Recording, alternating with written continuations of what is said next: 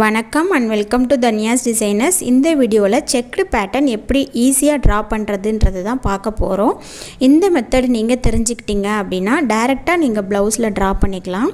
இதுக்கு நான் வந்து ஒரு ஹாஃப் ஸ்லீவ் அளவுக்கு வந்து A4 ஷீட்டில் ட்ரா பண்ணி எடுத்திருக்கேன். ஸ்கேல் வந்து நமக்கு என்ன ஸ்கேல் யூஸ் பண்ணணுமோ அதை எடுத்துக்கோங்க. உங்களுக்கு நல்ல பெரிய பாக்ஸாக வேணும்னா உடன் ஸ்கேல் எடுத்துக்கோங்க.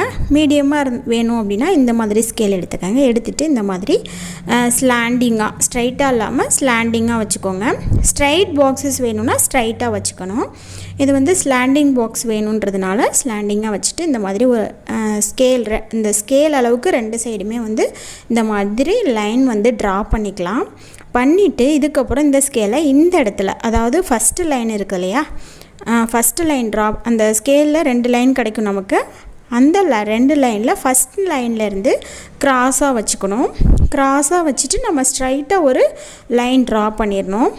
இதுக்கப்புறம் நெக்ஸ்ட்டு லைன் வந்து ஃபஸ்ட்டு நம்ம ஸ்கேல் வச்சு ட்ரா பண்ணதில் 2வது புள்ளி இருக்கு இல்லையா, அதுலேருந்து இந்த மாதிரி ட்ரா பண்ணிக்கணும் ஸ்லாண்டிங்காக.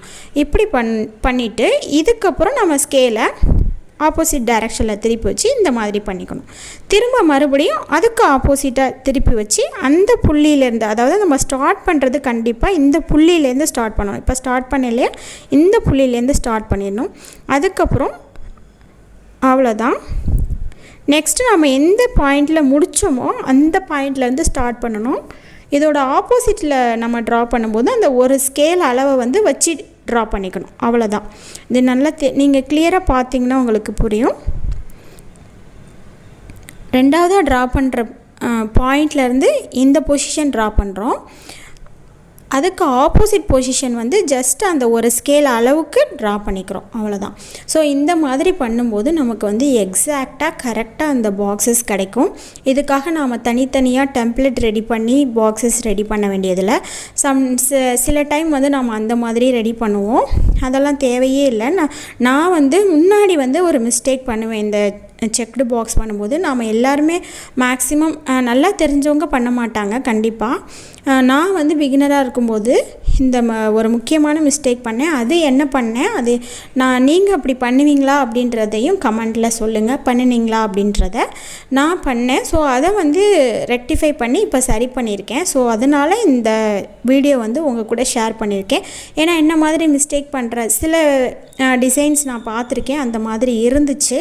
ஸோ நாம் பண்ண மாதிரி தான் அவங்களும் பண்ணியிருக்காங்கன்னு நான் நினச்சிருக்கேன். ஸோ அதை வந்து நான் கொஞ்ச நாள் கழித்து தான் நான் அனலைஸ் பண்ணி மாற்றினேன். ஸோ அதனால் உங்கள் கூட இந்த வீடியோ ஷேர் பண்ணியிருக்கேன்.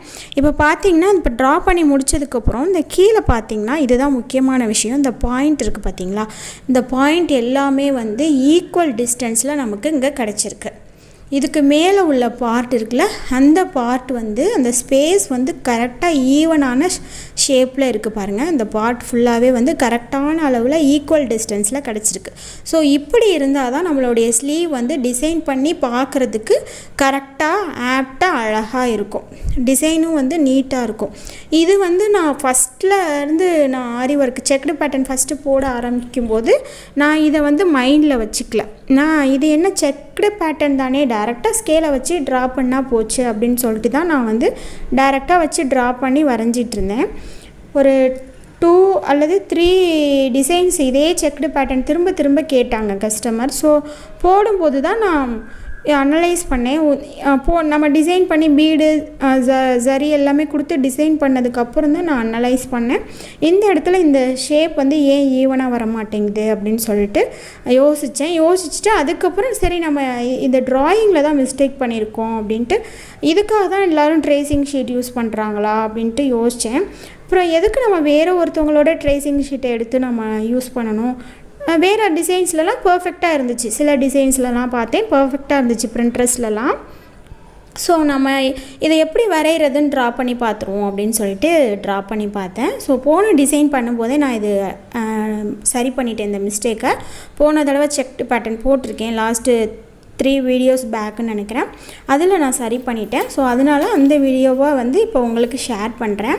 இதே டிசைன் வந்து நெக்ஸ்ட்டு இப்போ போட போகிறோம். ஸோ அதுக்காக ட்ரா பண்ணியிருக்கேன் இந்த பேப்பரில். ஸோ அதனால் உங்கள் கூட ஷேர் பண்ணிக்கிறேன். இப்போ நம்ம என்ன மிஸ்டேக் பண்ணுவோன்றதையும் நான் சொல்லிடுறேன். நார்மலாக ப்ளவுஸ் வந்து நான் முன்னாடி என்ன பண்ணுவேன்னா, இந்த மாதிரி ப்ளவுஸ் எடுத்துகிட்டு ஸ்லாண்டிங் லைன்ஸ் வந்து வரிசையாக போட்டுருவேன். இந்த மாதிரி ஸ்கேல் வச்சுட்டு இதுதான் ப்ளவுஸ் அப்படின்னா வரிசையாக வந்து அப்படியே போட்டுருவேன். போட்டுட்டு யாரெல்லாம் இந்த மாதிரி பண்ணுவீங்கன்றதையும் சொல்லுங்கள். நல்லா எக்ஸ்பீரியன்ஸ் ஆனவங்க கண்டிப்பாக பண்ண மாட்டாங்க. பிகினராக இருந்தால் கண்டிப்பாக இந்த மாதிரி பண்ணுவோம் நாம். இந்த மாதிரி தான் நான் முன்னாடி பண்ணிகிட்டு இருந்தேன். அதாவது ஸ்கேல் வச்சுட்டு வுடன் ஸ்கேலோ இல்லை ஸ்டீல் ஸ்கேலோ இல்லை கிளாஸ் ஸ்கேலோ எதுவாக இருந்தாலும் வச்சுட்டு அப்படியே ஸ்லாண்டிங்காக எல்லா லைன்ஸையும் ட்ரா பண்ணிடுவேன். பண்ணிவிட்டு ப்ளவுஸ்லேயே டைரெக்டாகவே பண்ணிகிட்ருந்தேன். ஃபஸ்ட்டு நான் சொன்ன மெத்தட் யூஸ் பண்ணோம்னா பயமே இல்லாமல் நம்ம ப்ளவுஸில் ட்ரா பண்ணிக்கலாம். பார்த்திங்கன்னா இந்த மாதிரி தான் ட்ரா பண்ணுவேன். அடுத்த ஆப்போசிட் லைனை வந்து இந்த மாதிரி ஒரு ஸ்கேல் அளவு தானே நம்ம அந்த டைரெக்ஷனுக்கு வச்சோம். ஸோ ஆப்போசிட் டைரெக்ஷனுக்கு ஒரு ஸ்கேல் அளவு வச்சு கரெக்டாக இந்த மாதிரி ட்ரா பண்ணிடுவேன். இப்படி பண்ணும்போது ஸ்கொயரெல்லாம் கரெக்டாக தான் இருக்கும். ஈவனான சைஸில் தான் வந்து எனக்கு கிடச்சிது. அது ஒன்றும் பிரச்சனை வராது, இந்த சென்டரில் இருக்கிற ஸ்கொயர் பாக்ஸஸ்லாம்.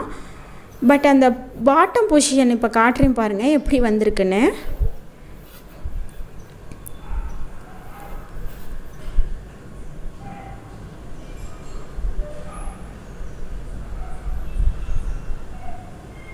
பார்த்தீங்கன்னா தெரியும், இங்கே பாருங்க இந்த பாட்டம் பொசிஷன் ஃபஸ்ட்டு நம்ம ட்ரா பண்ணும்போது எப்படி வந்துச்சு, இப்போ எப்படி வந்திருக்கு பாருங்கள். இந்த மாதிரி வந்திருக்கு, அன்ஈவன் ஷேப்பாக வந்திருக்கு பாருங்கள். ஒரு பாக்ஸ் பெருசாகவும் ஒரு பாக்ஸ் சின்னதாகவும் இந்த மாதிரி தான் வந்து நான் இத்தனை நாளாக டிசைன் பண்ணிக்கிட்டு இருந்தேன். லாஸ்ட் டிசைன்லேருந்து தான் இந்த மெத்தடை வந்து மாற்றினேன். ஸோ இப்போ வந்து இது ட்ரா பண்ணியிருக்கேன். அடுத்த டிசைன் இது தான் பண்ணிகிட்ருக்கேன். ஸோ அதனால் உங்களுக்கு இந்த டிஃப்ரென்ஸ் தெரியும். இப்போ உங்களுக்கு புரிஞ்சிருக்கும். ஈஸியாக நீங்கள் டைரெக்டாக இந்த வீடியோ ஃபுல்லாக பார்த்து புரிஞ்சுக்கிட்டீங்க அப்படின்னா ரொம்ப ஈஸி தான். டைரெக்டாகவே ப்ளவுஸில் வந்து ட்ரா பண்ணிக்கலாம். இதுக்காக நீங்கள் யார்கிட்டையும் ட்ரேசிங் ஷீட் வந்து எதிர்பார்க்க தேவையில்லை. பிரிண்டர்ஸ்லேருந்து எடுத்து அப்புறம் ஜெராக்ஸ் பண்ணி ட்ரேஸ் பண்ணணும்னு இந்த டிசைன் வந்து அவசியமே இல்லை. நம்ம டைரெக்டாக ப்ளவுஸ்லேயே வந்து அழகாக வரைஞ்சிடலாம். ஸோ இந்த வீடியோ உங்களுக்கு யூஸ்ஃபுல்லாக இருந்துச்சு அப்படின்னா இந்த சேனலை மறக்காமல் சப்ஸ்கிரைப் பண்ணிவிடுங்க. இந்த மாதிரி இன்னும் நிறைய வீடியோஸ் வந்து அடுத்தடுத்து நான் அப்லோட் பண்ணுவேன். நெக்ஸ்ட் வீடியோவில் இந்த டிசைன் எப்படி டிசைன் பண்ணுறேன்றதையும் பார்க்கலாம். இனி வர வீடியோஸ் நிறைய வீடியோஸ் வந்து இந்த ட்ராயிங் எப்படி ரெடி பண்ணுறது அப்படின்னு நான் ட்ரா பண்ணிவிட்டு அதோட இமேஜஸ் வந்து நான் கம்யூனிட்டி டேப்பில் அப்லோட் பண்ணலான் இருக்கேன். இந்த இமேஜும் வந்து கம்யூனிட்டி டேப்பில் அப்லோட் பண்ணிடுவேன். தேங்க்யூ.